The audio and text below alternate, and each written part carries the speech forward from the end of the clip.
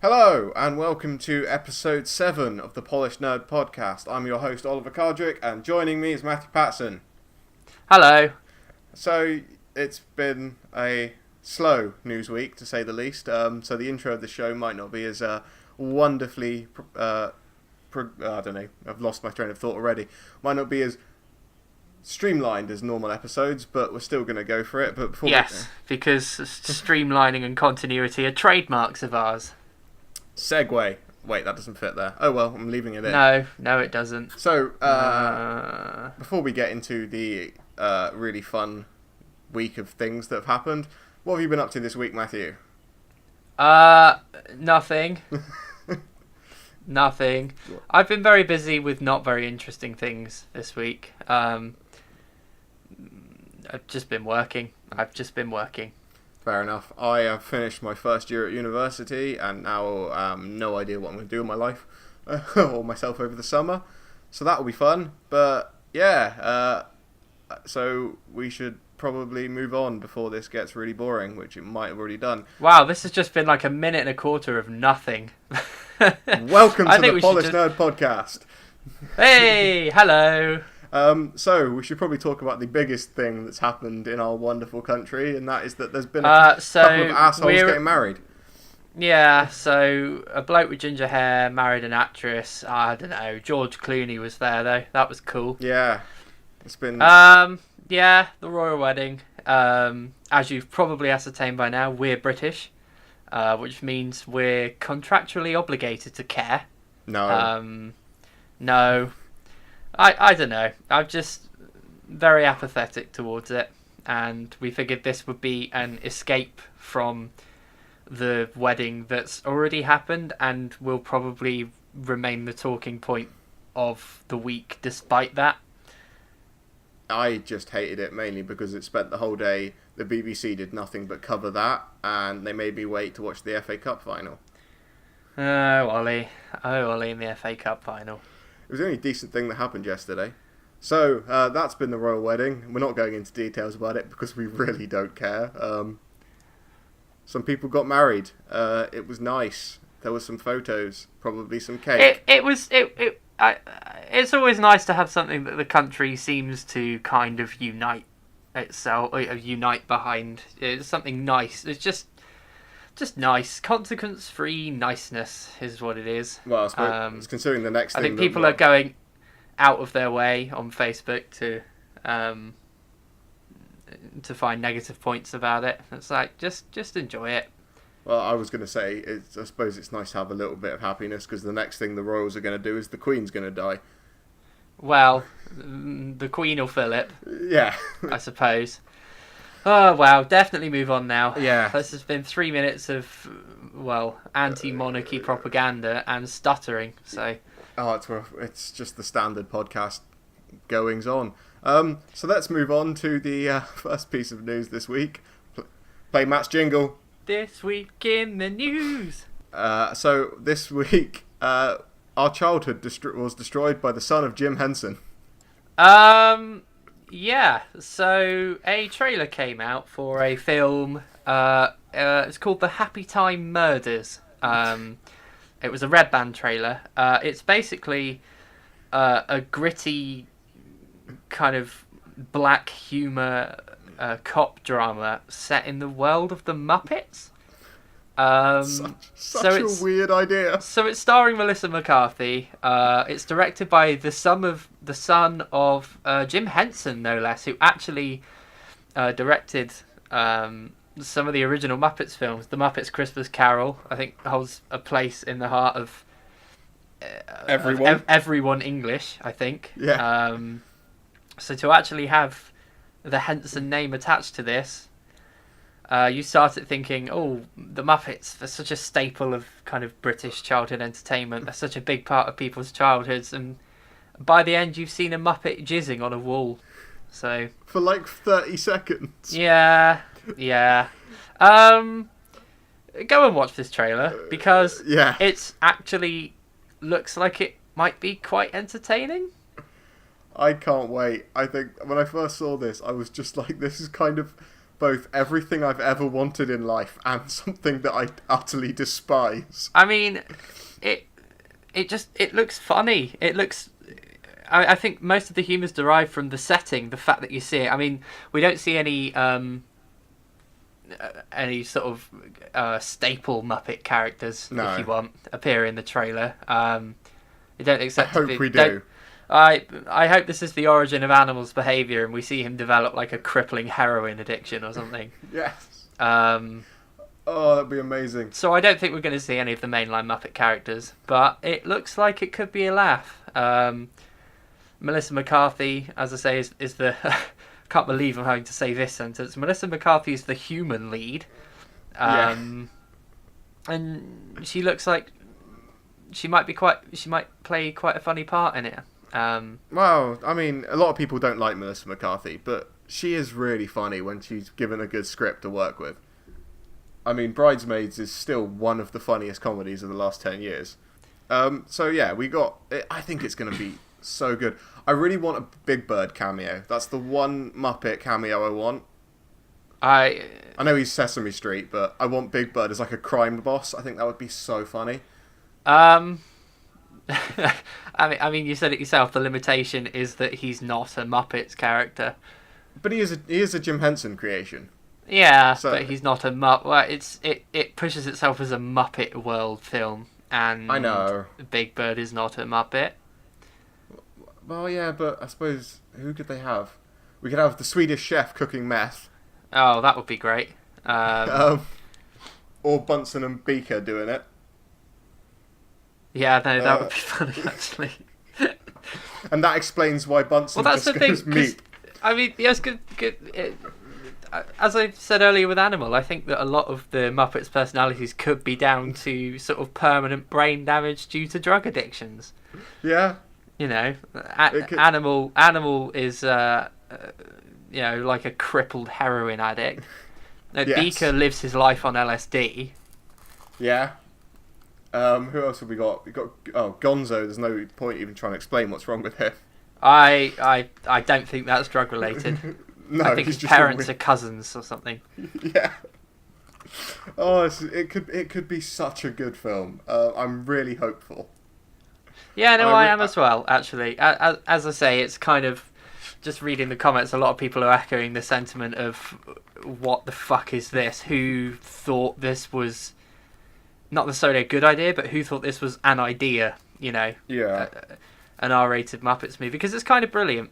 I can, as we said in a conversation, we could see it being this year's Sausage Party, or next year's Sausage Party, rather. Just that kind of really pushing the boat, cartoony setting for an adult. Because I don't know about its age certificate. I think it's a 15. Well, that would be R-rated in America. I think, yeah. I'm not sure, but it won't be NC-17, will it? It won't be that bad. No, I wouldn't have thought so. But my secret hope is that parents don't realise it's an adult film and try to bring children in. If anything, just to see that one scene where there's a Muppet policeman having sex with who I presume to be a prostitute. It's a safe assumption. And then sort of jizzing silly string all over the walls. The children's childhoods can die along with the adults that are going to watch it as well. Oh, it's just going to be... It's almost like, when I was looking at it, it's the end point of this like postmodernism film we're living in at the moment. Because we definitely live in a postmodern film where everything is self-referential and everything is, hey, remember this, and this is kind of the end point of that. Let's take something that everyone knows, and just ruin it, subvert your expectations completely that these subjects, like these settings, can never be addressed again. And where can cinema go from here? Like, in 10 years' time, are we going to be getting a dark, gritty reboot of Winnie the Pooh where honey is heroin? Like, yeah, and Eeyore is in some sort of asylum or something to stop him from committing suicide. Yeah, like, we're living in a very strange time for film at the moment. But it's also kind of wonderful. And I wouldn't change any of it, because we're just getting weirdness now, and it's kind of beautiful in its own fucked up little way. Okay, so I think it's time to move to the next story. And speaking of ruining childhoods, Ollie, Cartoon Network have been Cartoon Network again. They are giving Thundercats the Teen Titans Go treatment because hey, that worked so well the first time around, didn't it? Oh, it's just I'm just getting like flashbacks from the Powerpuff Girls reboot when they're twerking. We're gonna get. Yeah. I'm gonna put a bet here right now that at some point in this TV series, Lino's gonna dab. Yeah, that's exactly what I was gonna say. Lino is going to dab at some point. It's going to be the worst fucking thing that anyone has ever created. So it's good. So they're remaking Thundercats. It's they're calling it Thundercats Raw. If you watch the trailer, it's just Teen Titans Go. They're just trying so hard to be sort of wacky with these characters. Thundercats really is a show that lives in the 80s, and I think taken out of the context that the 80s provided for it, you know, with it stood alongside He-Man and your Mask and your G.I. Joes, you know, Star Wars droids. Yeah, I think taken out of the context of that, it just doesn't work, and they're trying to give it this kind of modern feel, which anyone who's familiar with Thundercats doesn't appreciate. You go on YouTube, right? As of recording, the trailer launched on YouTube. It's got 1.4 thousand likes and 14,000 dislikes. So about 10 times as many people dislike it as they do like it. It's not going to go down well. Don't fuck with the Thundercats. Like, no. It's one of those things that's like, just leave it how it was. If you want your kids to watch Thundercats, just buy Thundercats on DVD. It's a weird trailer as well. They're simultaneously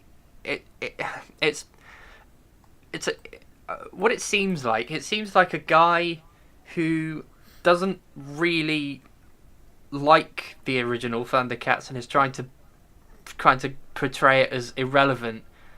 Is trying to push the. It's trying to jump off the shoulders of the original and also bury it at the same time. It's a very weird kind of way of doing it, which I guess comes with the fact that we haven't seen the Thundercats in any sort of appearance for years. I know. I'm not familiar with. There was another reboot, I think, wasn't there? Yeah, in 2006, I think it was. Yeah, but and that lasted one season. I mean, even out of context of the I've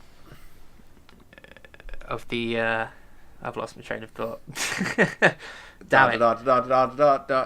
Filling space with an amazing song because I'm Well, so we're going to cool. be edited, and A, we're going to edit this out, and B, you've just distracted me, so now I'm even further off track. Oh yeah, there we go. Okay, here we go. I mean, even out. Shut the fuck up.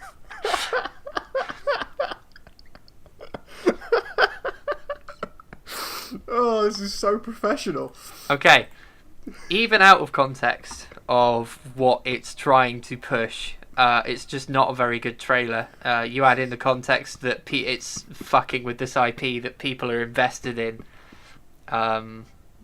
It's just a bad idea. Badly publicised. It doesn't look like it thinks it's cleverer than it is. The same that Teen Titans Go did, and look how that's been lambasted. Well, that's getting a movie this year. Yeah, I don't know why, but Teen Titans Go is so bad. I think towards the end it actually referenced the older Teen Titans, and the characters all sat around sort of wishing how they were more like that. It's getting in on a joke that it created, I think, and that's not fair. It's such a shame to see the downfall of Cartoon Network as well. Because this created some of the best cartoons of my childhood. Well, Teen Titans. Teen Titans is among them. You've had but that. I think the late 80s to like the early 2000s, Cartoon Network was just incredible. I still watch Samurai Jack. And that got a reboot and was kind of awesome. because they didn't turn it into this. But you've even got stuff like the Powerpuff Girls was incredibly successful. You still ran reruns of all the old Hanna-Barbera cartoons. They probably remade all of them now. And now they're just turning what was... it was a staple of Saturday morning cartoons. You had Teenage Mutant Ninja Turtles, you had Thundercats, and your Transformers. Now, 2 of them have been ruined already, so they thought they might as well make it a clean sweep. Just take this and turn it into, hey guys, memes. I mean, between this and retroactively ruining the Muppets, what have I got to reflect on? I'm going to have no nostalgia for anything now. No. If they do this to Biker Mice from Mars, I'm going to kill someone. Yeah, no, leave that alone. Please, Cartoon Network. On the very, very slim chance that you're listening to this, do not touch Biker Mice from Mars. And also on the very slim chance that we aren't the only people in the world that remember Biker Mice from Mars. Yeah, no, definitely. That was a very obscure show. Yeah. Okay, well that's some ranty news. So should we have some good news? Some little kind of bullet pointy quick fire news. Quick fire. Bang bang, news segments, whoop whoop. I'll put some gun sound effects. No, I won't put gun sound effects in, that's way too much effort. Just leave it as bang bang. So we got with Deadpool in cinemas, which we will be talking about later. Obviously, there's been lots of press, there's been lots of junkets and interviews, and the writers of Deadpool, who are famous for writing the 2009, 2010, that sort of era, excellent comedy Zombieland, have hinted that they are in the process of making a sequel, which is, I could take it or leave it, to be fair. The first movie was great. They probably won't capture it, lightning in the bottle, whatever it is, twice. It's just going to be okay, but it's some news, so we're going to try and make... It's more of a good thing, isn't it? Yeah, I mean, it's... And as long as they do it properly. Yeah, I'm sure it won't be bad, but it's just a sequel to a movie that was good, so that's good, I guess. It's the same crew, the same cast, the same writers. I doubt it's going to be bad. It might be. I mean, it's difficult to... We don't know much about it. We just know it's a hint that it's going to come out at some point next year with the original cast and the original crew, like you say. So that's good. At face value, that is good. Yes. For now. Yeah, I can't really... I mean, it's going to cost a hell of a lot more to make now, because most of the stars have blown up since then. Well, exactly. Emma Stone, Jesse Eisenberg, Woody Harrelson, actually. Yeah, it's gonna cost them a lot more to make it this time, but if all the cast is on board, I mean, go for it. Yeah, definitely. I guess that's all that can be said there. Yay. Another rumour to address quickly. So the Marvel Netflix series, Daredevil, obviously it's been renewed for season 3. That's coming fairly soon. And some set photos have leaked of a man in a black suit. Yes, and the internet has taken this to be Bullseye for some reason. Yeah. I think because the internet, you can do, say, or show anything on the internet, and somewhere someone will whip it into a frenzy. It might be Bullseye, it might be a dude in a black suit, we don't know. So, yeah, we just thought we'd mention this because, I mean, for all the kind of stirring and everything the internet does, it would be cool if it was Bullseye. Shouldn't be. Interesting, certainly. Shouldn't be. It shouldn't be. No? No, because if you've been watching Daredevil Season 1 and 2, you will have noticed that they've been setting up the main antagonist for Daredevil Season 3 to be the one and only Stiltman. Yeah. The fact that he currently has more mentions than Bullseye upsets me. No, I want Stiltman, because Stiltman in that universe, it just would not make sense. It would be amazing. It would just be so glaringly kind of stupid. For those of you who didn't know, Stiltman, he's a guy on stilts. That's literally it. But I think it's the only case of a superhero's name describing their power base pretty much exactly. But his costume has been in... the guy that has the workshop that makes Daredevil's suit? In the back of his like Shaq. In season 1, there was a pair of stilts, and then when he went back in season 2, there was a full Stiltman outfit. So, by season 3, we should have Stiltman. What if he is Stiltman? Plot twist. Ah, spoiler alert, guys. Yeah, we've just ruined it. We don't need to watch it now. I mean, it would be cool to see Bullseye. Obviously, he's a big part of the Daredevil universe. His power is quite weird. I think it's literally just he picks something up and throws it, and it's a weapon, and he can kind of throw things perfectly with the perfect power and accuracy and whatever. It will be interesting on screen. I'm interested to see it the same way I was interested to see how Deadpool 2 executed Domino's power base, for example, because it's quite a weird one. Yeah. We've already had one version of Bullseye in the Ben Affleck Daredevil movie, which gets a lot of hate, but I don't think it's as bad as a lot of people say it is. It's very of its time with the Evanescence soundtrack and stuff like that, but it's not terrible. Yeah. It's not terrible. It's just no. In the same way that I don't think that the Ryan Reynolds Green Lantern movie was terrible. No. It completely destroyed the source material, definitely, but you detach it from that, it's just kind of there. Yeah. I think it gets distasteful when you kind of compare it to the source material it's trying to replicate. But yeah, we had Bullseye in that movie, and Colin Farrell just had fun with it, and he's kind of brilliant in that movie. He's nothing like his comic book character, but he's just a dude having fun with this crazy over-the-top role, and I really enjoyed it. Yeah.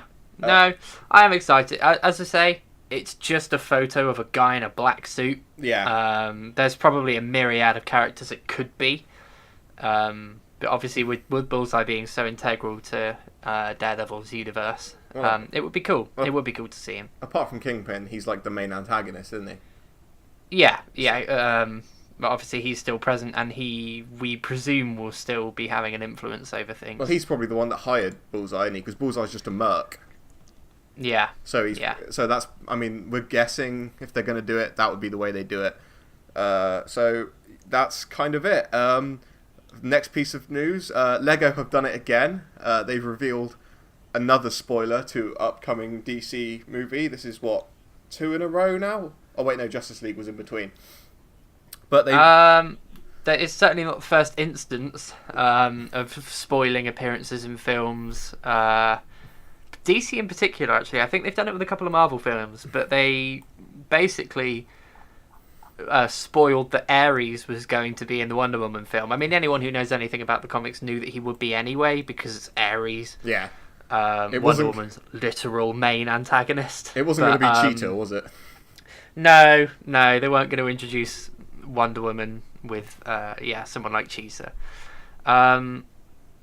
But yeah, they've released some Aquaman Lego sets, and we've Aquaman. I think the Aquaman figures are just wearing like the kind of orange and green with the black blonde haircut, you know. Yeah. But it's the first look at first possible look at the Black Manta costume that's going to be used for Yahya Abdul-Mateen II. I really hope I pronounced that right. That was impressive. I've got to give you credit for that. Thank you. But yeah, we've just got a Lego figure of Black Manta who looks like Black Manta from the comic books. I mean, yeah, it's not much to go on, but we have to assume, because Lego have been so bashful in revealing appearances and in particular characters before, we have to assume that it's at least partially accurate. I really hope they do go full comic book with it, just the big bulbous head with the massive eyes in the front. Oh yeah, and it's also probably worth mentioning that I quite like that the Aquaman figure is yellow and green, because Jason Momoa's Aquaman has had it's been subtly green, but these figures it's vibrant yellow and vibrant green. So hopefully they're going more down that light-hearted route, because the way I kind of see this universe going is DC's just going to wait until they get it right, and then that movie's going to kind of be the jumping off point for the rest of the universe.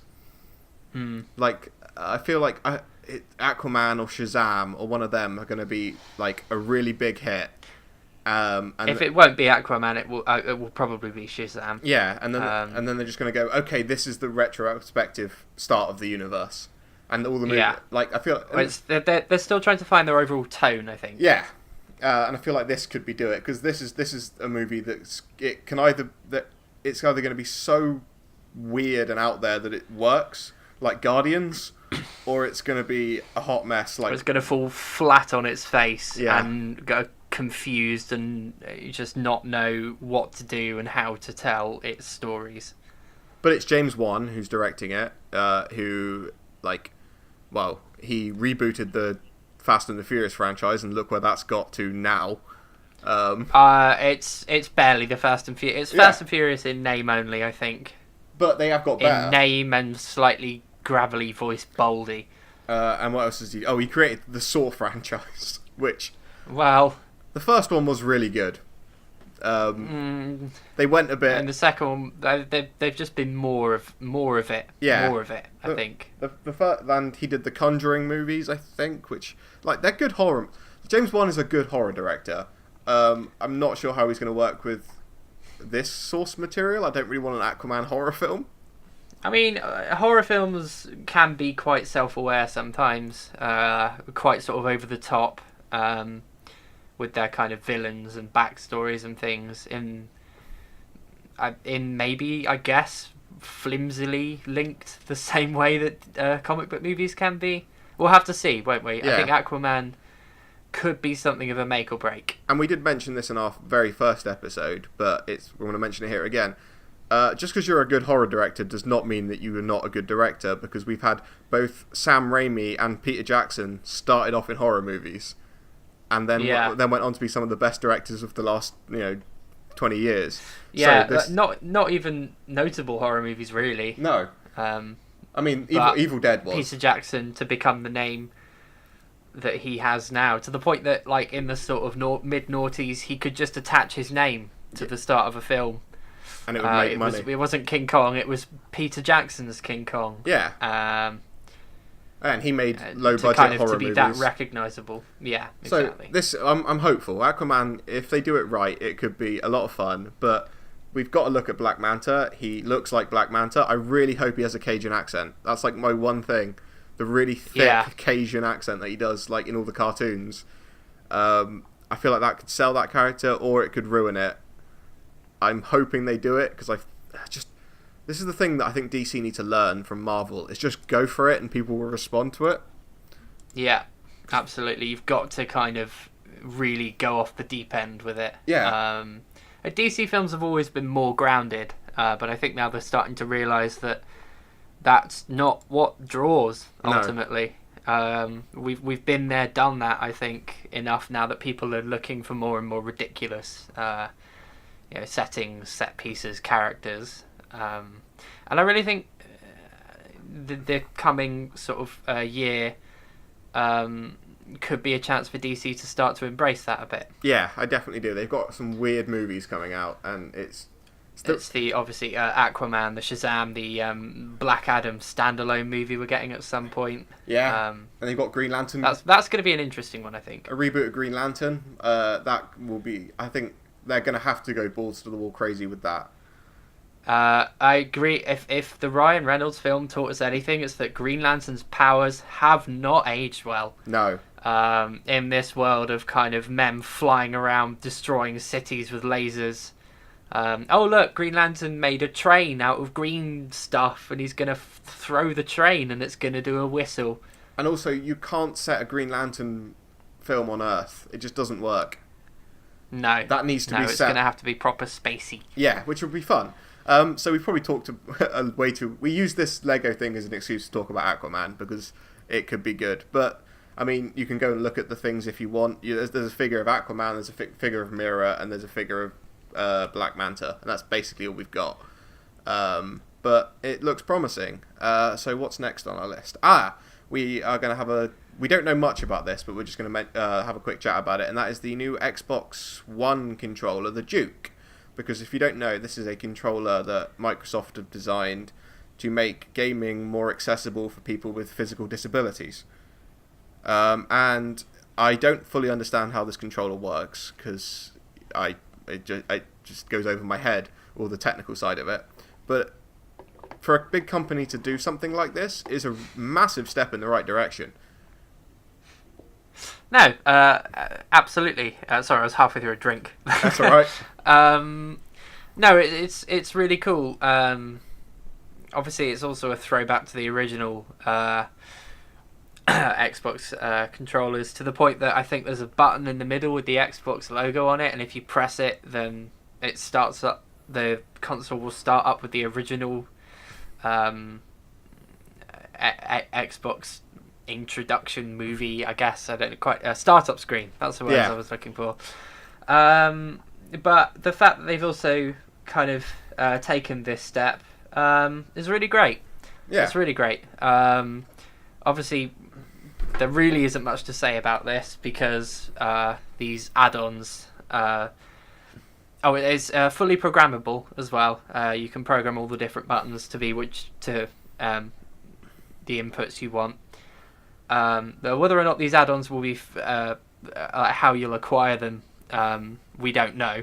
No. If they're ridiculously expensive add-ons, then I think it's a less admirable move. I think the point of accessibility is to make it accessible.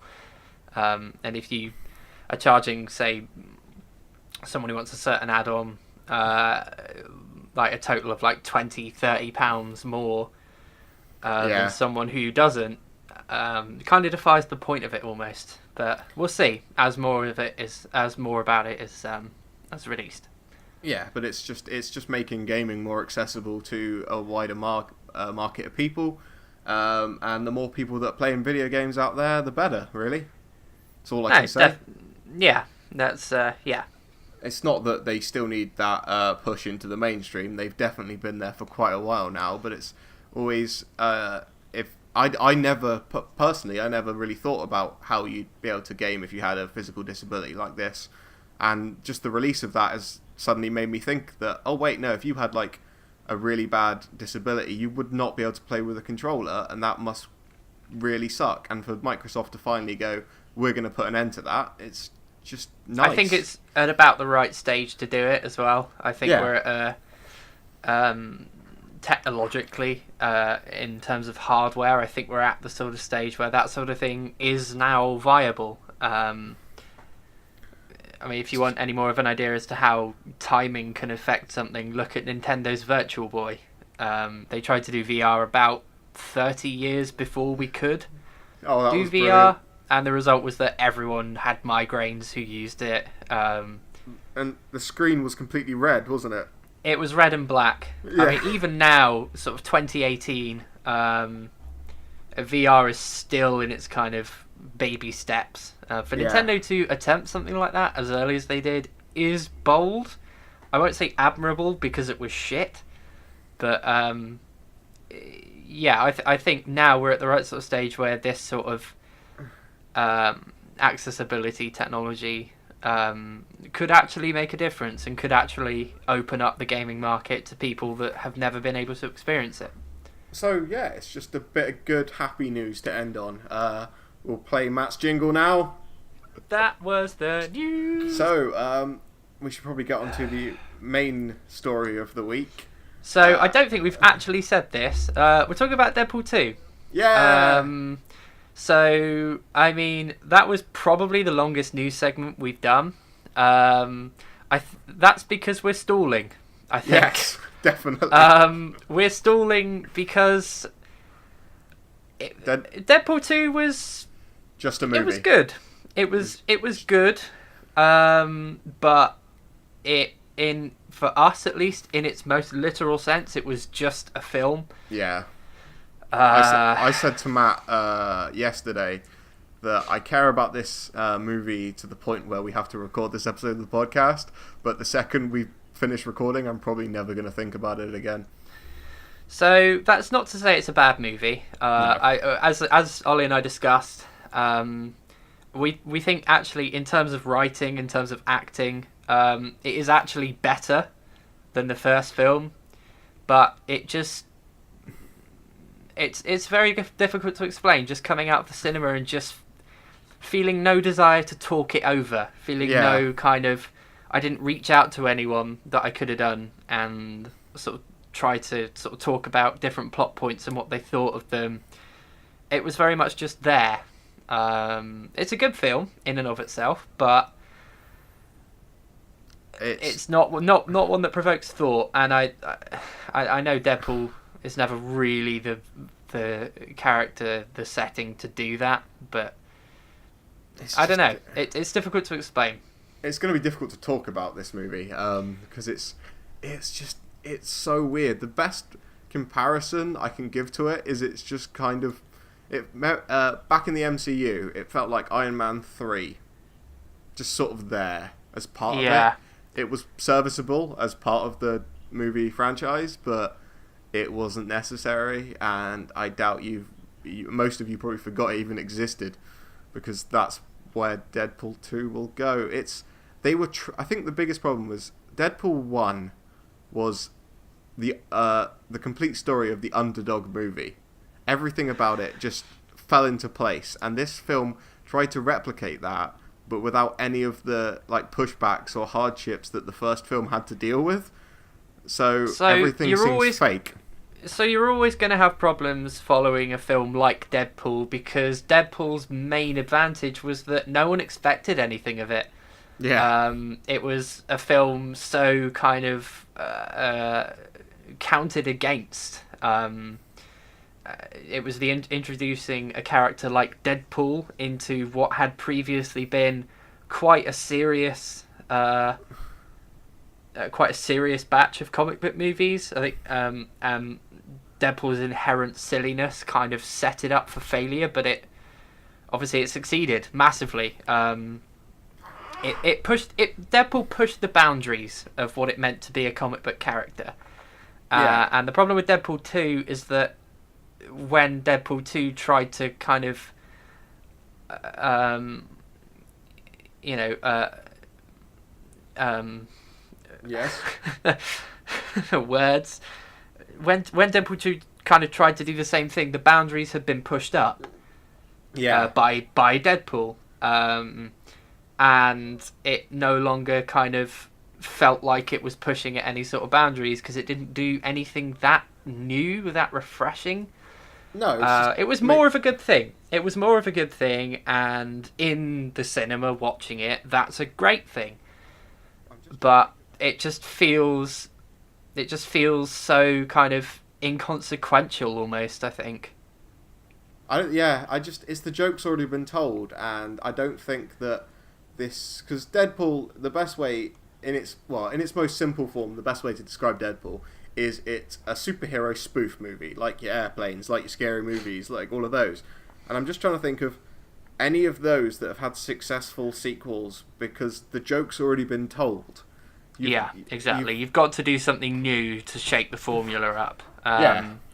Deadpool 2 threw new characters at us. Good characters, very well played characters, very well written characters, but that's not enough to warrant a sequel. Just throwing more characters into the mix. So we're going to talk briefly a non-spoiler in a non-spoiler way. Not that there's, I guess there are a few elements to spoil. There are a few things that happened that did catch me at least completely off guard. Yeah. Nothing emotional. It's not like spoiling a film as kind of weighty as Infinity War or something. But no, it's mainly the jokes that we're going to be talking about. As we've said, overall, it was good. Was it great? No. No. Was it as good as the original? Inherently, no. As we said, the original had the advantage that nobody knew what to expect. Whereas it's like if you're going into a film expecting a 5 out of 10 and it's an 8 out of 10, that's great. But if you make a sequel to that film, you're expecting an 8 or a 9 out of 10, and it's only a 5. And when that film is sort of, I won't go as low as a 5, but if that film is say like a 7 or something, well, in this example, when this film is say a 7, it's inherent disappointment. Yeah. So in the long run. probably gathered, me and Matt kind of disagree on this. We're both on the same page, but Matt liked it a lot more than I did. I genuinely do not care about this movie, and I was really actually disappointed by it, to the point where I can't, unless Incredibles 2 is crap, this is probably going to be my biggest disappointment of the year. Yeah, which again is not to say it's terrible. It's just there. It's just there. That's the best way, I think, to sum up what you think about it. Yeah, the best comparison I can give to this movie is what Kingsman 2 was to Kingsman. It's just more of the same, and it doesn't work the second time round. No, definitely not. But so we're gonna. I enjoyed it as a film. It's only when you reflect on its sequel and what that did to kind of shake up the superhero movie world, that you start to kind of the shortcomings of this one become more apparent. So, right, non-spoiler review first. We're going to basically go through the bones of the plot. Not like go into any details or spoil anything that hasn't been previously revealed or that you could pick up from watching the trailers, but we're just going to go through it and just basically give you a rough idea of where this movie goes. And when I say bare bones of the plot, that kind of means the entirety of the plot, because this movie does not really have one. It's a series of funny sketch jokes sewn together by transition scenes. And yeah, so Matt, what was the plot of this movie? Right. So, Deadpool's being Deadpool. Deadpool's being Deadpool, and then a thing happens. And he joins the X-Men. And he joins the X-Men. It's not a spoiler to say that X-Force is a thing. No. Well, there's an X-Force movie we'll talk in detail about that, because there's one thing in particular that happens regarding the X-Force. So, yeah, he joins X-Force. He goes after Cable. He protects someone from Cable. And then, wow, I mean, when there's not much plot, it's quite hard to kind of traverse around the spoilers. Yeah, this is what I mean. There's like the plot of this movie is basically Deadpool joins X-Force to protect someone from someone. That's literally the plot of this movie, and if we were going to say a non-spoiler plot of Infinity War or something like that, we could talk for a good 10-15 minutes about the plot, but this one, there's just nothing there. It's just but then again, I suppose the plot of Deadpool 1 was pretty solid. It was a revenge story. No, exactly. It's a revenge redemption story. Yeah. So it's impossible to even say what this one is, I think, without bringing up plot points. Is there anything mentioning quickly in non-spoilers? All the acting was good.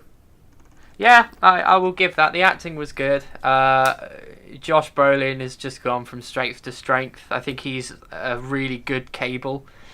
Although they do reference the fact that he's not the right height to play Cable, which I think is funny. Yeah. Because obviously he's not like comic book Cable is like this beast of a man, and Josh Brolin's like 5'11". It's like I could look down on Josh Brolin, you know. What else is there? It's just, I will say I'm starting to reach the end of my tether with Ryan Reynolds' humour.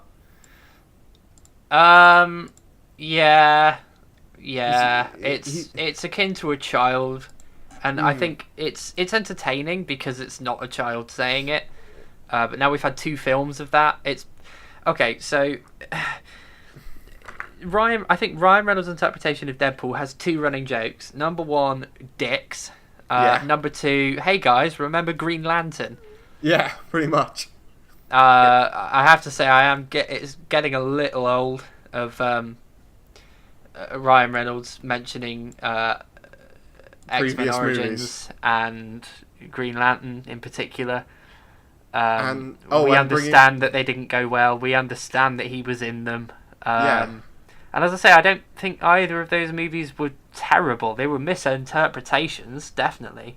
Yeah, X-Men But Origins Wolverine's amazing, but for a completely different reason. yeah, no, exactly. It's not good, but it's amazing.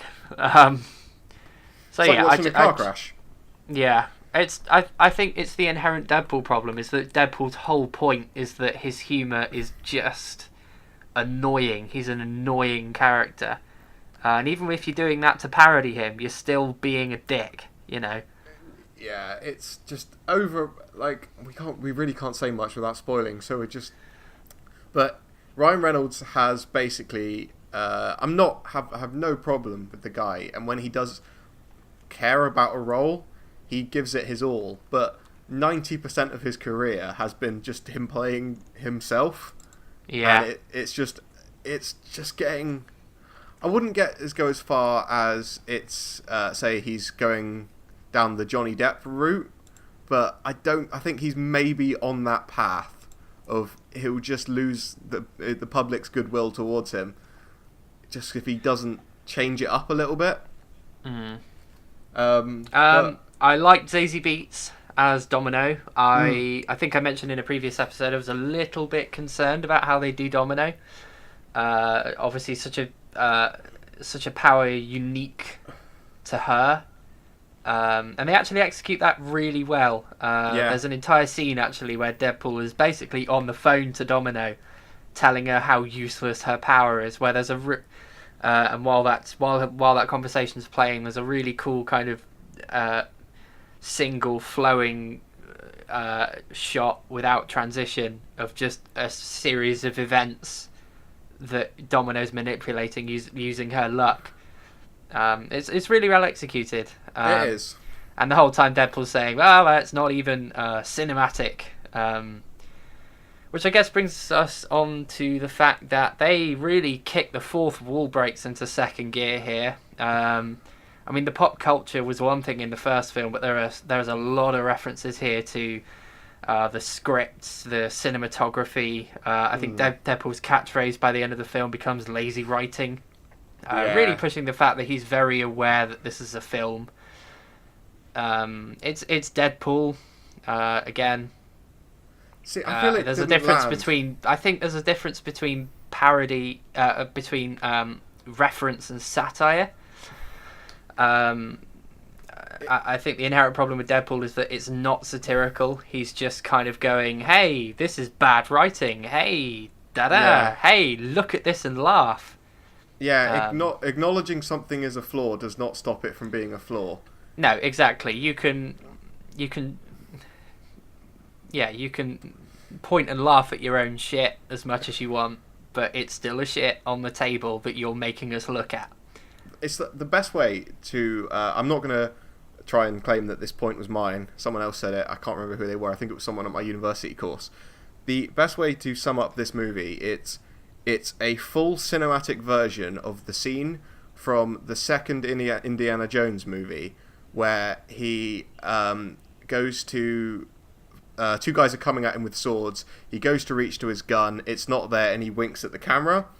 Now, that scene in itself is quite funny because it's acknowledging the scene in the first film, completely ignoring the fact that Temple of Doom is a prequel to Raiders. So the scene that he's referencing chronologically hasn't happened yet.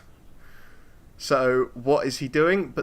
And this movie is just that. It's just, hey, remember this was a thing for 2 hours. And the joke, which again is I think the most pure interpretation of Deadpool we could get. But it doesn't land. Read any of the Deadpool comics. No, in this instance, I don't think I mean, as we were saying about Infinity War, I know it's less funny inherently, but none of the jokes that were present in Infinity War fell flat. No. Whereas a lot of them did in this one. There in particular was the "So dark, are you sure you're not from the DC universe" reference. It didn't land in the trailer, and it sure as hell didn't land in the film. It felt really clunky. There were some other digs at DC as well, and none of them really felt kind of as as kind of cutting as I think everyone on the production team felt they were. No, that was one of the main differences as well, is the first Deadpool, all of the jokes are aimed at Fox, whereas in this movie, it's mainly aimed at other studios and other film series. Yeah, it's Fox trying to get in on it, almost. Yeah. I think that's the best way. It's like they're sitting in the audience with us going, hey, yeah, look at these bellends, you know. But you're the bellends. You're the source of these jokes. Don't try and get in on them. It's the same thing with the constant reference to the X-Men Origins Wolverine and the Green Lantern. It just feels like they're trying to get in on it with us, and that's not what made the first film funny. No, the first film was making fun of Fox and doing inside jokes into the X-Men universe, which was like I still think the funniest joke in the first Deadpool is the McAvoy or Stewart, these timelines are so confusing. Yeah. Because it was just that... Because it's a dig at Fox. Yeah. Because they fucked the X-Men timeline. And they do reference that quite directly in a post-credits, but it's nowhere near as kind of subtly. It's just... so I think we just have to go into spoilers now, don't we? Because there's not much more we can say. So we're going to have to start talking plot, character, who turns up, what happens, the post-creds in particular. So warning. You can leave now if you want. So... Bye, but yeah, this is going to be full spoilers. We're going to talk everything in the movie. Again, like I'm just going to say this here: if you don't care and you haven't seen the movie, stick around. You're not going to miss much. But yeah, it's just well, you've been warned now. So yeah, here we go into Deadpool 2: Electric Boogaloo. So the film opens and Vanessa dies straight away. Yeah, I know, right? Really did kind of come out of nowhere, actually. I can't say I was expecting it. I can't say it sat well with me either. No. It was just a weird way to start the movie, and it was, as we'll go into later, it's then completely undercut by the end of the movie. And there's also that weird clunky reference at the start of the film where Deadpool goes, hey, you guys liked Logan and Wolverine died, spoilers, but so we're going to try and do one better. And from that point I was like, they're not going to do it. But no. But yeah, so we lose Vanessa straight away. Like it's just not... So we get another very kind of in on the joke opening credits scene. This one parodies James Bond, I think, more so than the first one did. It's very sort of the sort of 70s, 80s Bond films where you get sort of silhouettes moving around with guns and then like close-ups of bullets cutting through piles of coins. Oh yeah, with the Celine Dion song, which was just weird. You get the referential kind of headings as well. So it was Wait a Minute Studios presents a film by Did You Just Kill Her? Directed by What the Fuck? They did raise a chuckle out of me. It wasn't as clever as the first ones, though, I don't think. No, it was like, wasn't it like writers' no talent hacks and things like that in the original? It was just like... Yeah, from the studio that killed Wolverine. Yeah. Yeah, no. It was fine. That's you're going to hear that a lot. A lot of this movie was fine. It was there. It was... Yeah. Do you know, the word inoffensive just popped into my head, which is exactly the opposite of what Deadpool should be. Yeah. You know, Deadpool should really be pushing the boat out as far as it can. And ultimately this didn't. So yeah, they die, or Vanessa dies. He decides to join the X-Men. He goes to the mansion. Colossus is still there. Negasonic Teenage, longest name ever. Yeah. As he refers to her, which I quite liked, is there as well with a girlfriend, Yuriko or something. Yeah, who is the girl from the Wolverine, which doesn't make sense. The same character in the same timeline. Yeah. What? So again, a change there from the first film referencing these broken timelines to this film Just going for introducing it. more breaks in the timeline. Yeah, it was just it.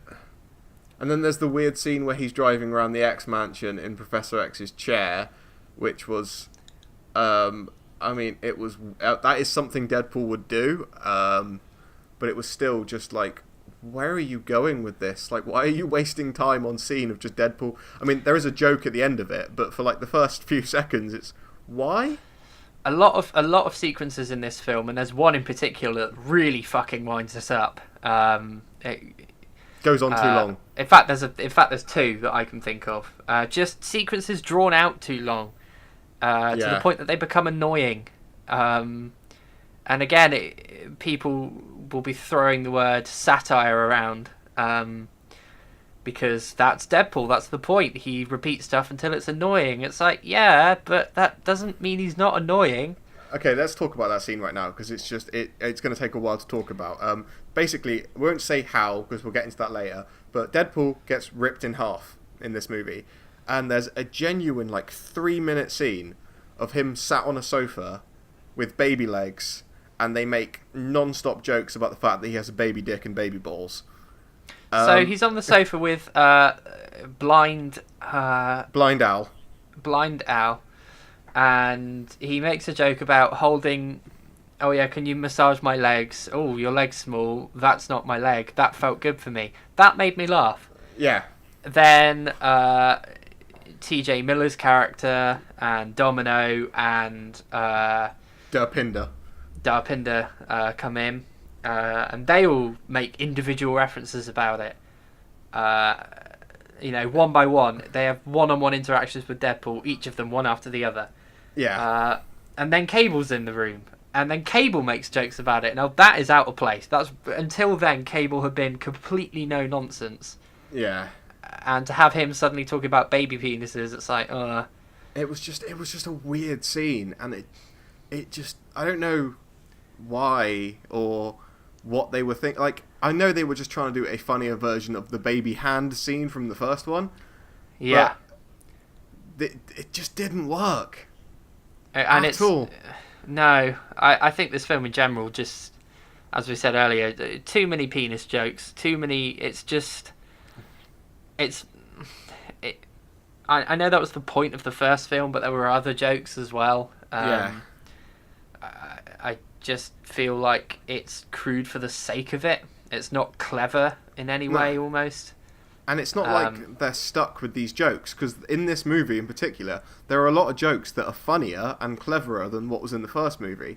And then just to undercut that with a scene like this kind of takes away from the writing of the funny, clever Deadpool-style jokes. Just to, hey, look at my dick.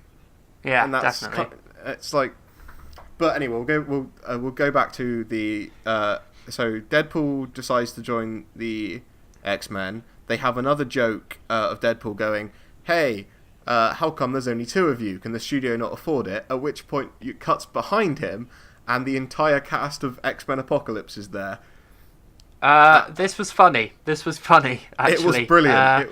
There's, I think we rattled it off. It's Beast, Cyclops, Nightcrawler, Quicksilver and McAvoy, Professor X. Professor X, all in one room, and the actual actors as well. And Beast just kind of looks behind them, notices Deadpool, and just shuts the door. Yeah. In a way that Deadpool doesn't notice. It was a really clever scene, actually, really clever. One of the funniest jokes in the film. Yeah. Now, obviously, I actually looked into why they did this. Obviously, all of those guys are currently filming X-Men Dark Phoenix. Yeah.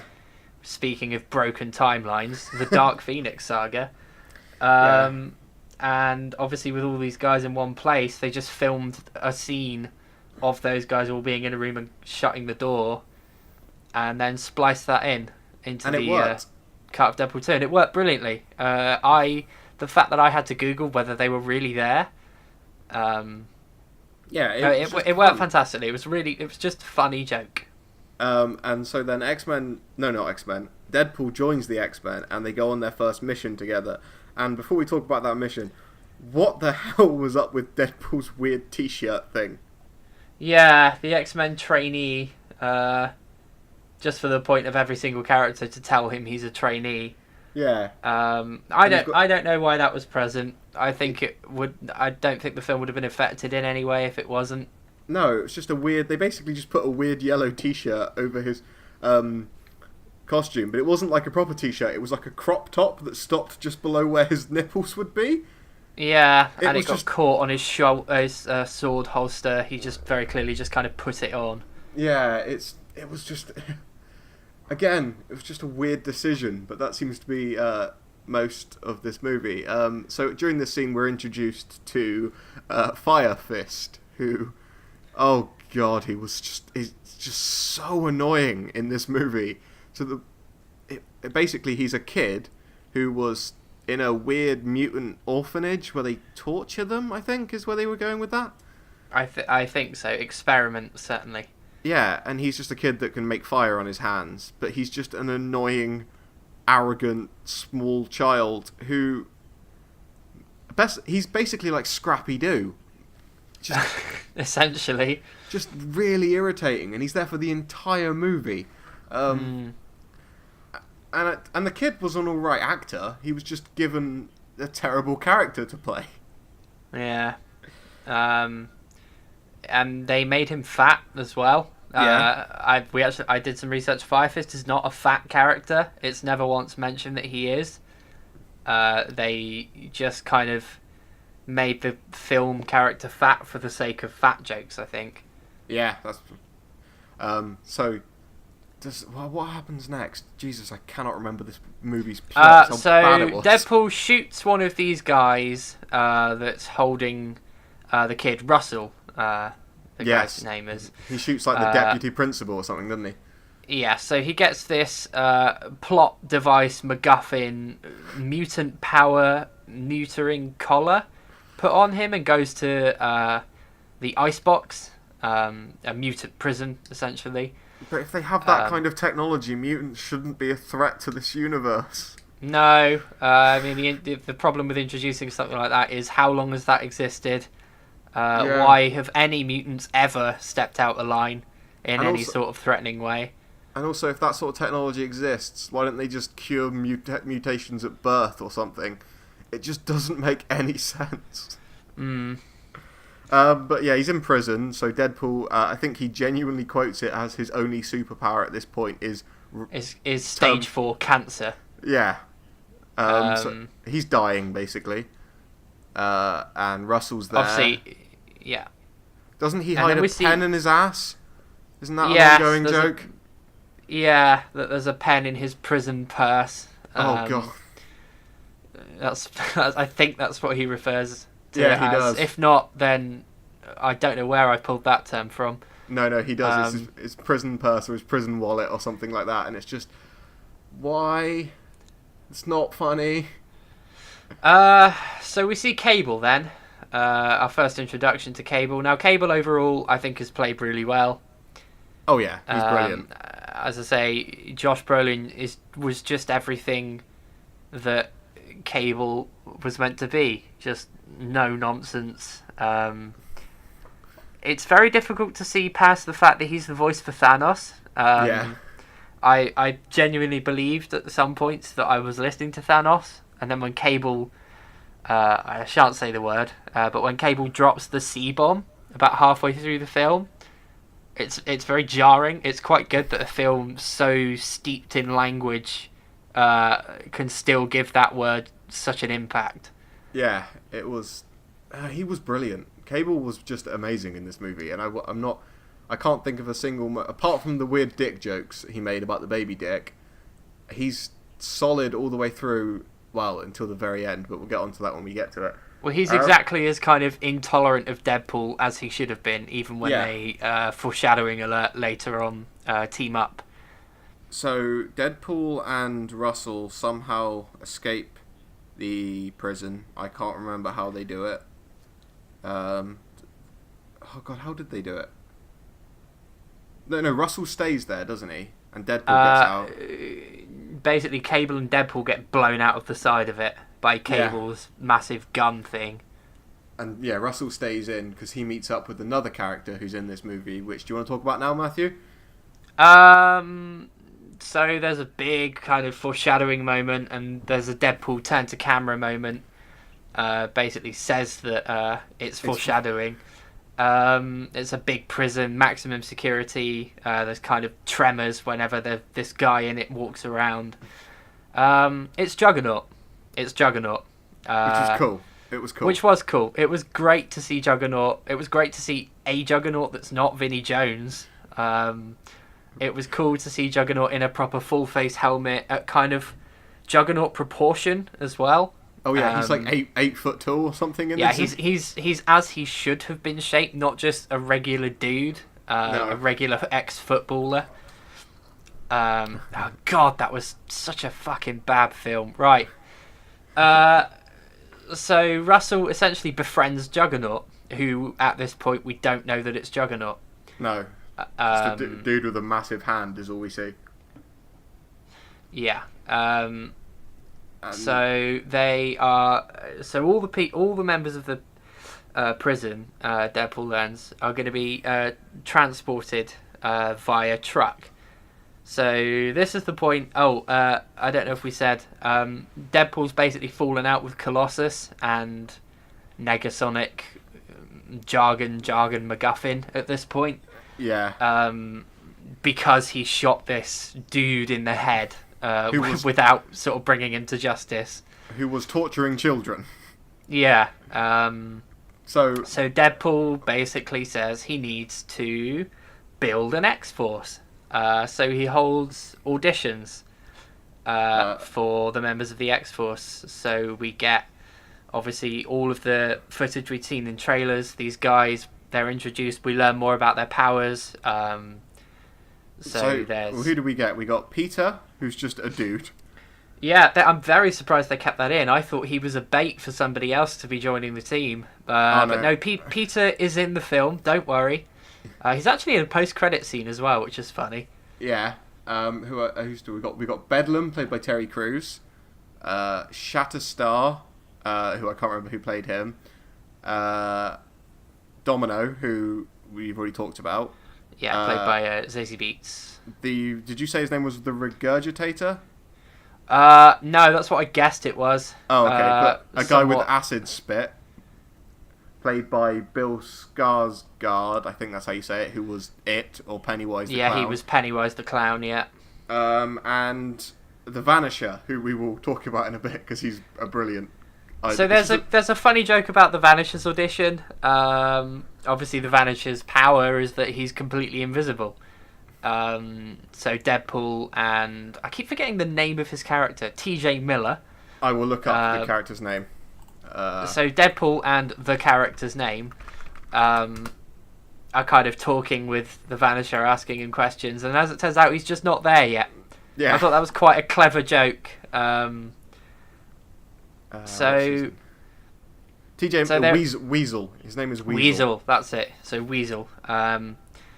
So the newly assembled X-Force. Bill Skarsgård's character is called Zeitgeist. Zeitgeist, okay. He spits poison or acid. Yeah, he just spits acid. Apparently so the Alan Tudyk is in this movie. Oh, really? Yeah, as Redneck number 2. Oh, brilliant. Redneck number 2. But he's got like top billing on IMDb. Like he's higher than TJ Miller on the billing. Did you see him in it? Oh, he would have been one of the rednecks when Cable first appeared in the timeline. Oh, okay. Okay, yeah, I get you. Anyway, yeah, so the X-Force is assembled. They are on a plane. They skydive down onto the convoy. Side note, Peter is just a dad. Yeah. He's just a dad, and that's really funny. They kind of, all these super-powered meta-humans are in a plane. And then Peter's just there complaining about the wind direction, which actually turns out to be quite impactful.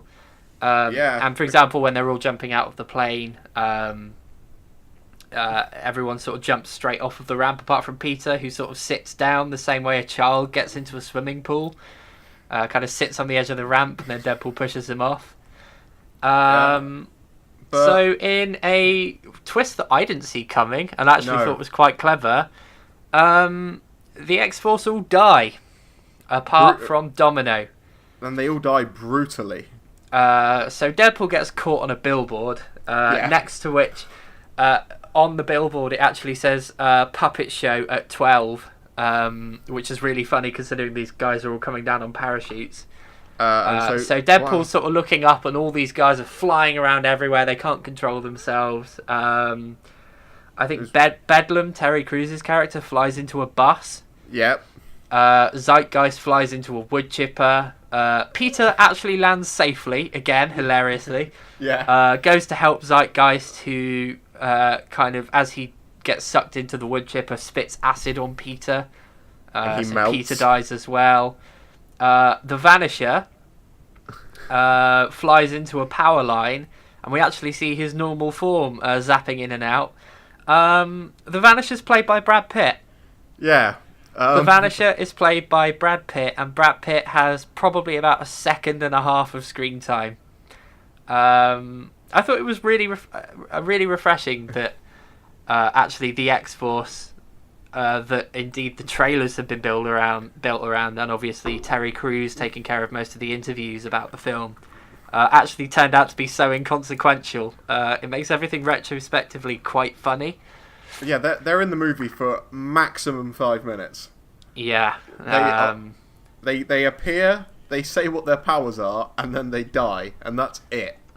It's brilliant. It's really, really clever, I think. But the fact that they got these names, Bill Skarsgård, Brad Pitt, Terry Crews, for such short amounts of time, I think it's funny. I think it is funny, especially when these guys were billed as these big stars that were in the film, and then just ended up doing nothing. I mean, it was always going to be Domino that survived, I think. Obviously, Domino and Deadpool having a history in the comics, as is. Yeah. But it completely took me by surprise. It was just the finality of it as well. It's just they've got they set you up. You're about to go on this big mission, and then just everything goes wrong, and you're like, oh fuck, what are they gonna do now? Yeah. But they have, as you said, they have Domino, who is lucky. That's which isn't a superpower, and it's not cinematic. No. I was, as I say, I was concerned as to how they would do Domino, a power so unique to her, how they portray that on screen, especially. It was really good. I think actually it's worth mentioning the general choreography in this film was really, really good. I think the action sequences were all very well thought out. Any fight scenes kind of looked believable enough as well.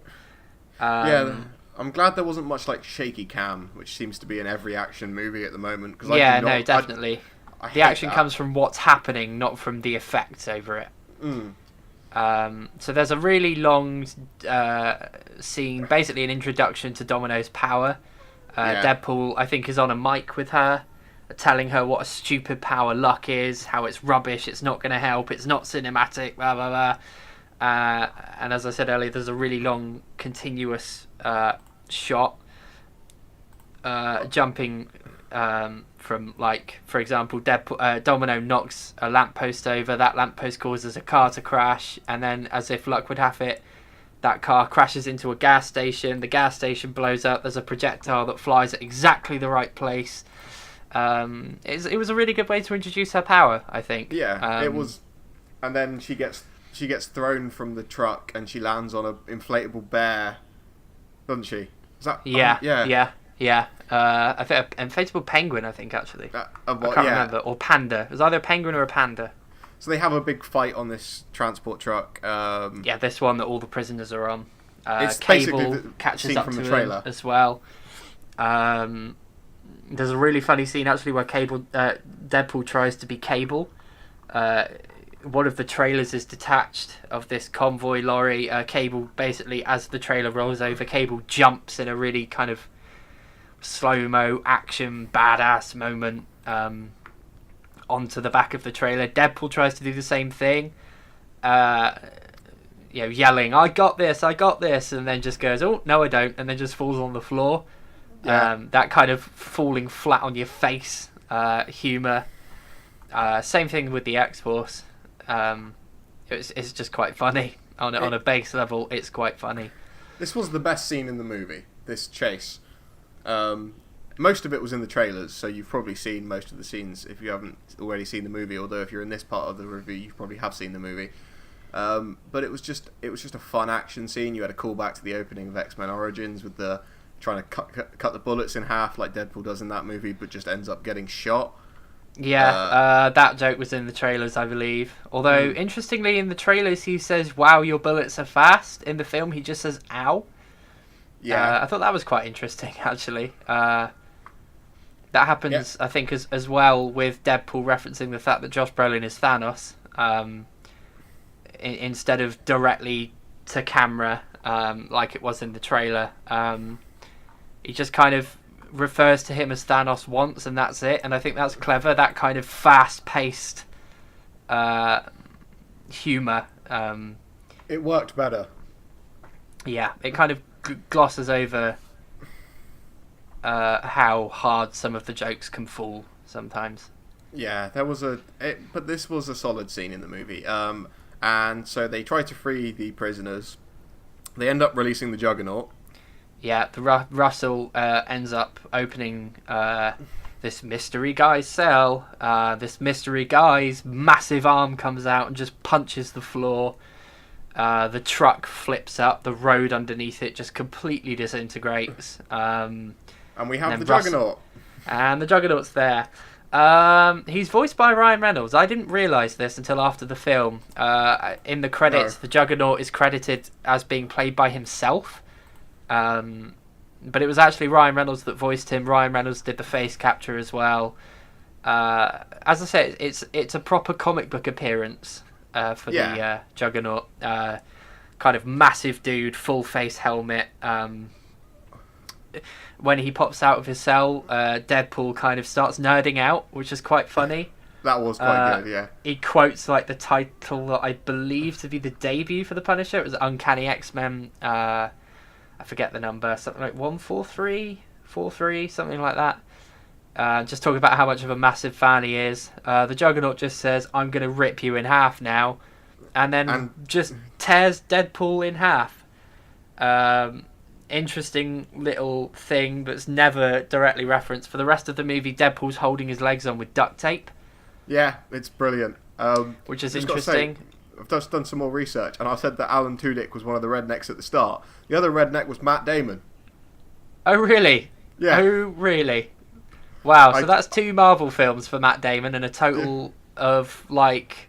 2 minutes screen time? Yeah, 2 minutes screen time, something like that. Jeez. They really paid a lot of money for pointless cameos in this movie, didn't they? Yeah, definitely they did. So yeah, I think Juggernaut was done well as a character, as one-dimensional as Juggernaut can be done. He punches things hard. That's kind of all he does. He punches things hard and runs into shit. Yeah. So we got that. This is where Deadpool getting ripped in half is why we get the baby dick scene. That's where Cable kind of proposes a team up between himself and Deadpool, Domino, the remainder of the X-Force, essentially. And it was cool. They have the meet up. They realise. Well, basically, the reason that Cable's there is because the young annoying fat kid kills his family. I think that's what they were going for. That's what he reveals when they kind of just before they team up. Yeah. Yeah.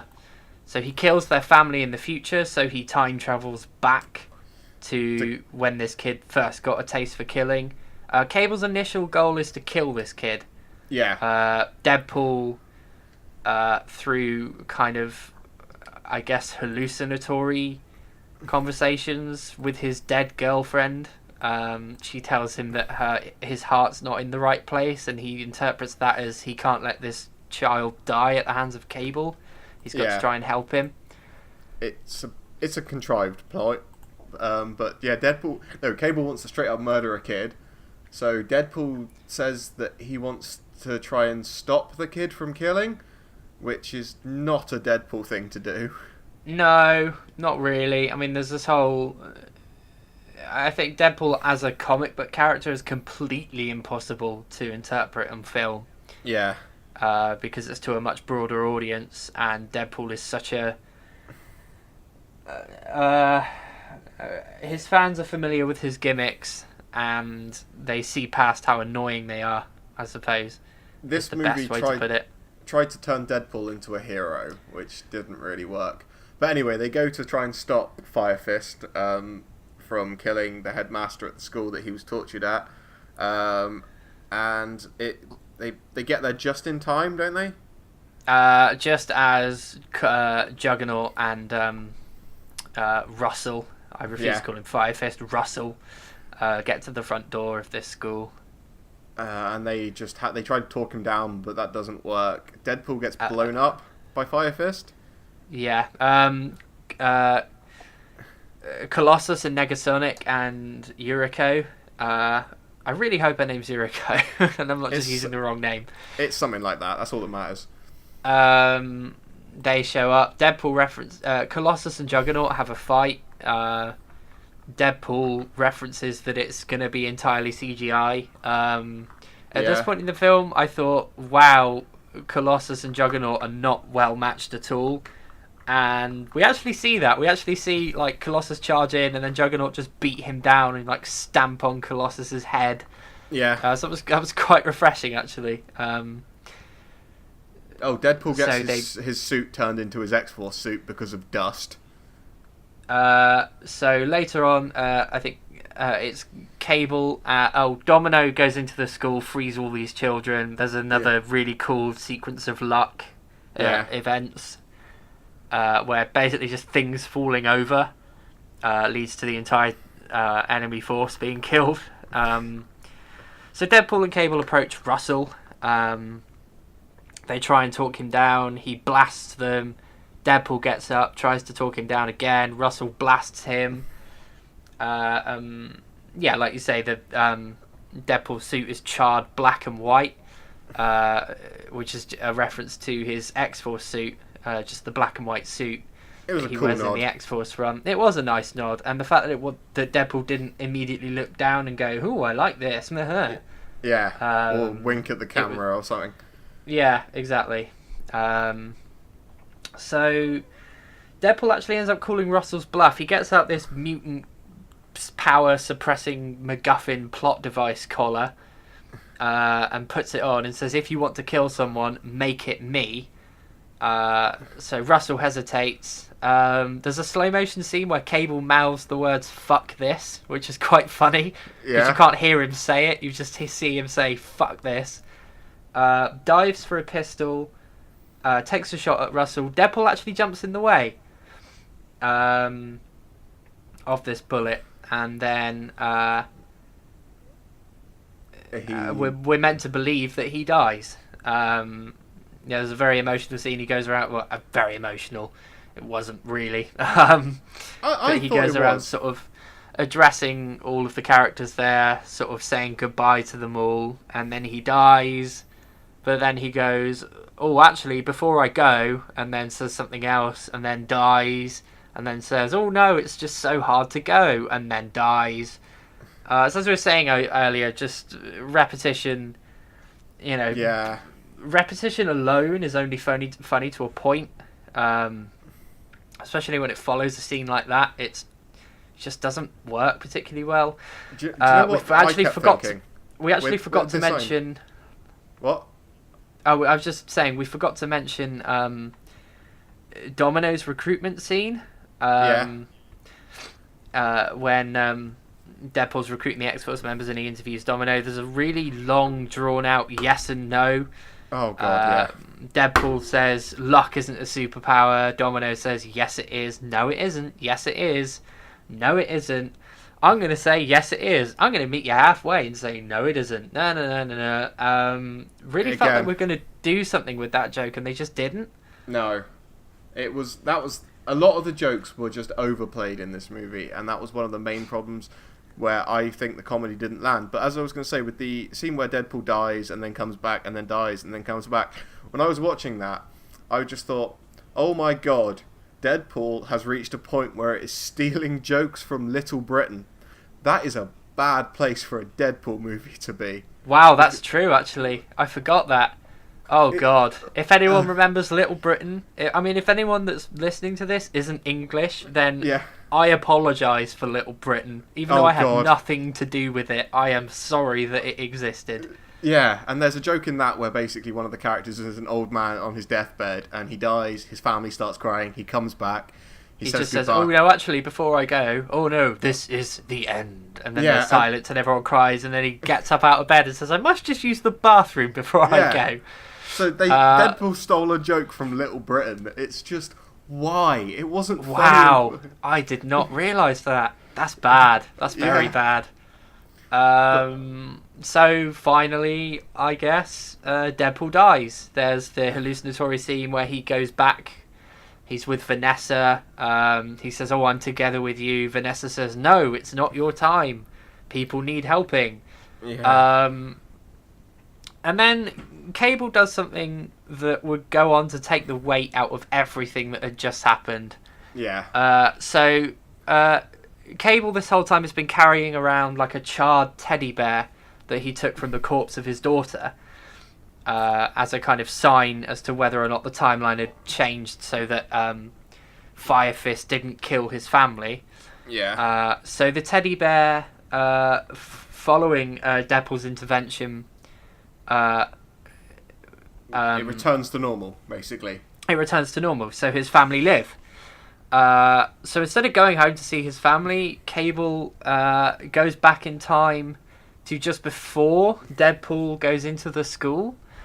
And secretly inserts a subway token that he gave to Vanessa right at the start of the film, just before she died, into his chest pocket, so that when time plays as normal, the bullet that Cable fires is blocked by the subway token. This doesn't make sense because earlier on in the movie, it was essentially a Cable face turn. But earlier on in the movie, they made a point of Deadpool made the joke to Cable of why didn't you go back in time to when this kid was a baby and stop him from being born? And Cable makes a point of time travel isn't that accurate, but yet he can do it this accurately at the end of the movie. Yeah. Time travel, we will discuss the post-credit scene and this will come up again. Yeah. But time travel always fucks with continuity. That's why you're better to stay away from it. The only show that I think has ever done it well is Doctor Who, and that's because they reference something and then they do an episode and then it's just never referenced again. Exactly. There's very little continuity. Yeah. If you try to do time travel with something with continuity, then immediately the argument, why does anything bad ever happen, comes up. Yeah. If you have the power to travel back in time like that. So Cable uses his only charge. Yeah. On, as was mentioned earlier in the film, his only charge on his time traveling watch, to save Deadpool's life, and then says he's going to stick around for a bit. Why? So for all intents and purposes, Cable's joined the X-Force. I knew it. I kind of saw it coming. It did seem in the context of the film like he turned face too quickly. Yeah, definitely. Yeah, this is the guy that you... Again, I'm not going to say the word, but this is the guy that you dropped the C-bomb on, in universe maybe a few hours ago. Yeah. And after one act, you're willing to sacrifice seeing your family. Just for him to survive. Yeah. It was odd. It was nice, but it was a bit odd when you step back and take in the context of what's just happened. It was just, so Deadpool survives, Cable is stuck, then the movie kind of just ends. It doesn't really go anywhere from there, does it? I'm really struggling to remember this movie. That's how little impression it made on me. So the headmaster of this school, where these mutants were tortured, experimented on, comes out and drops to his knees and says, "Kill me now." Cable goes to. Deadpool says no more killing, gives a big rousing speech. Similar thing to the end of the first movie, actually. Deadpool gives a big rousing speech about heroism or what it means to be a hero. And then that's cut short because, again, I've forgotten his name. The guy driving the taxi comes out and runs him over. And I agree, the film just did sort of end. Yeah, it was a... It's just a... I know this has probably been a really, really, really weird episode to listen to because me and Matt sound so apathetic, but we really are. It's just this movie was difficult to talk about. It was there. In and of itself, it was good, but there's just not much to discuss about it, I don't think. No. If we weren't doing a comic book podcast, we wouldn't have done this episode, but we just kind of had... It was almost like an obligation to talk about this movie. And it was just not a thing. I just did not click with it. So then we'll get onto the post-credit scenes now, which completely undercut so many points within the movie, because the main thing that's revealed is that Cable had more than one charge on his time travel watch, so Deadpool just starts fucking with continuity. Yeah, so Negasonic and Yuriko end up fixing Cable's time-travelling watch. Because they have that ability now, for no reason. Apparently. They know how to fix technology from the future. Yeah. So Deadpool first goes back in time to when Vanessa is shot. And stops her from dying. Which means the movie wouldn't happen. Yeah, which raises the question of, if that's being kept in continuity, then why does X-Force exist? Because if Deadpool would never have intervened with Cable and Russell if he wasn't at the prison, which he wouldn't have been at the prison if he hadn't joined the X-Men, which he wouldn't have done if he wasn't heartbroken, which he wouldn't have been if Vanessa hadn't died. I don't think any of these scenes are canon really. I think they're just I think they're just for giggles, I think. They're just for fun. And then he goes back and saves Peter, doesn't he? He does. That's a funny twist. He goes back and saves Peter. The only member of the X-Force he saves is Peter. The most useless one. The most useless one. Just tells him to go away. We don't see him save anyone else. So they're all dead.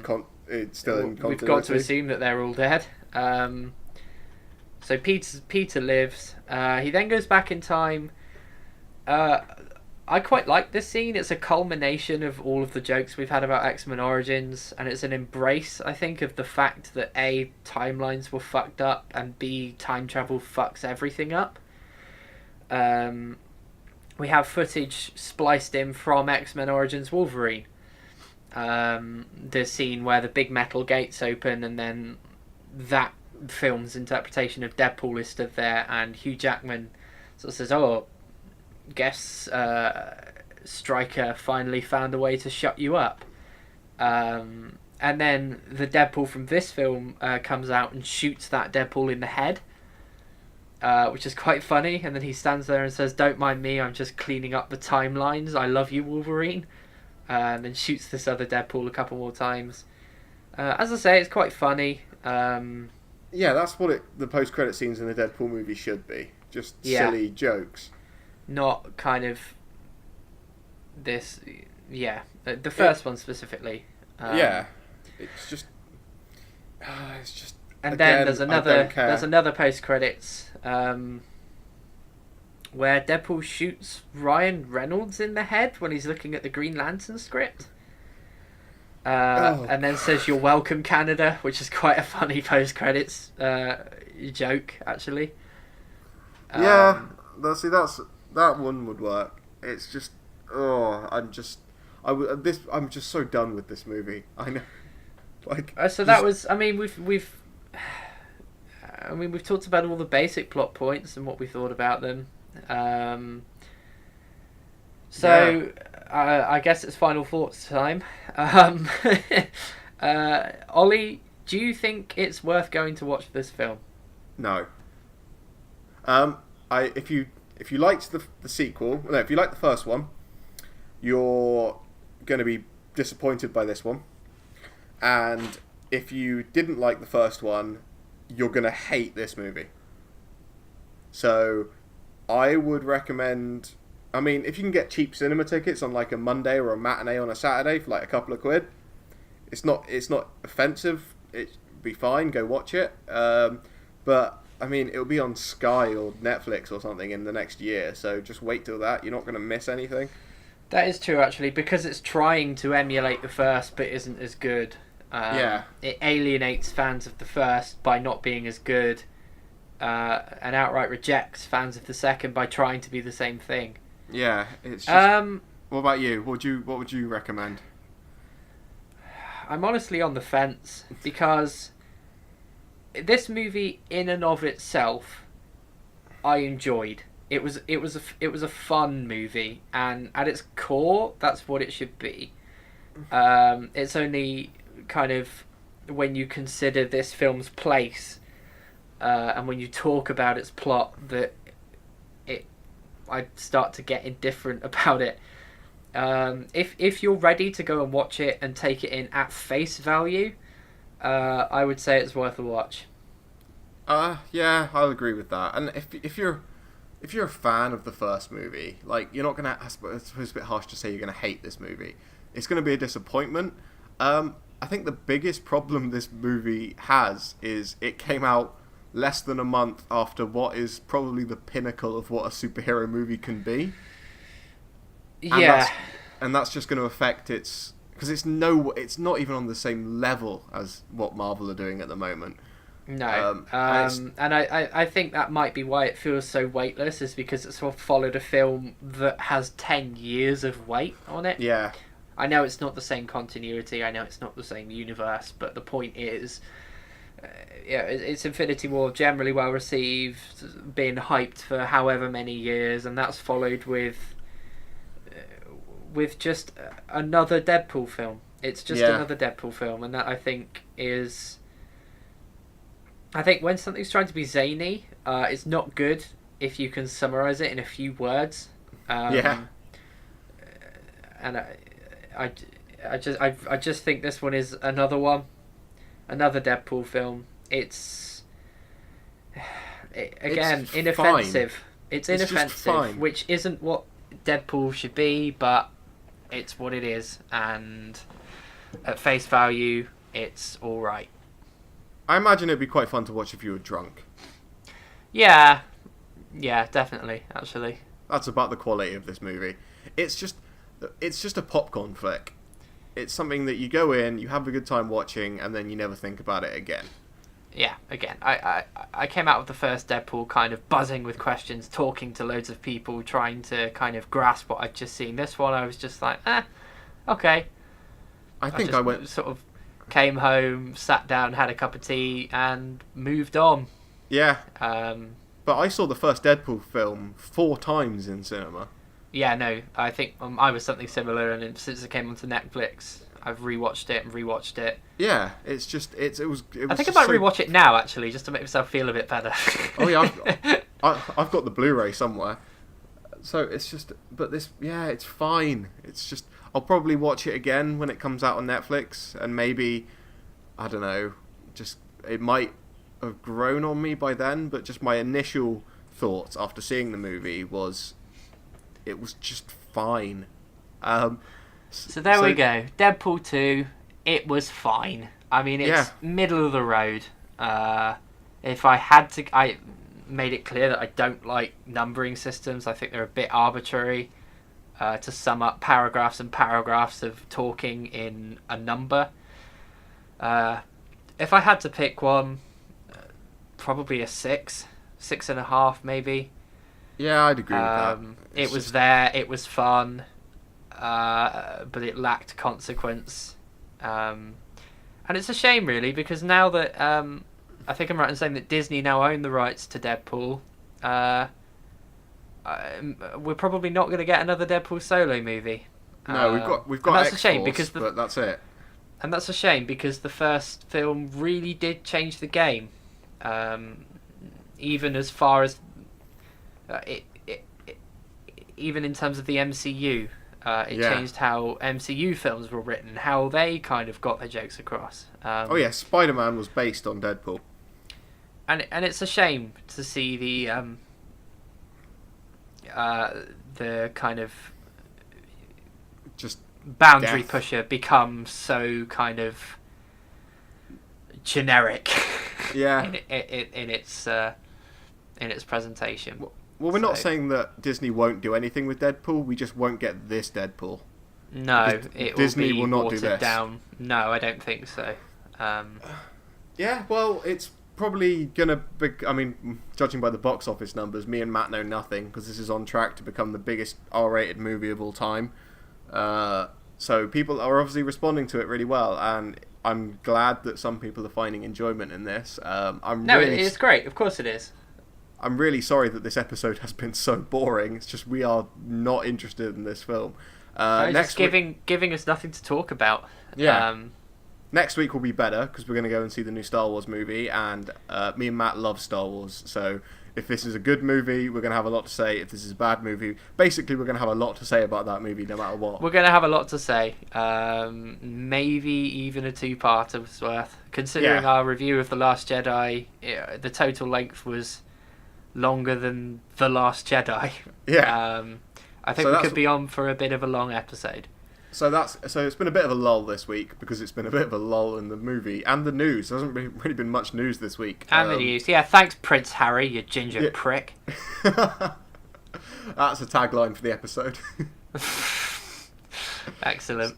So I guess that's it. Just if you want to go see Deadpool, go watch Deadpool. This has been the 7th episode of the Polished Nerd Podcast. Make sure to follow us on Twitter at 2PolishedNerds. Join our Facebook page, subscribe to our YouTube, subscribe to SoundCloud. Anything you want to listen to us, we really need the views. I've been your host, Oliver Cardrick. And I've been Matt. And thank you for getting through this with us. Bye. Bye.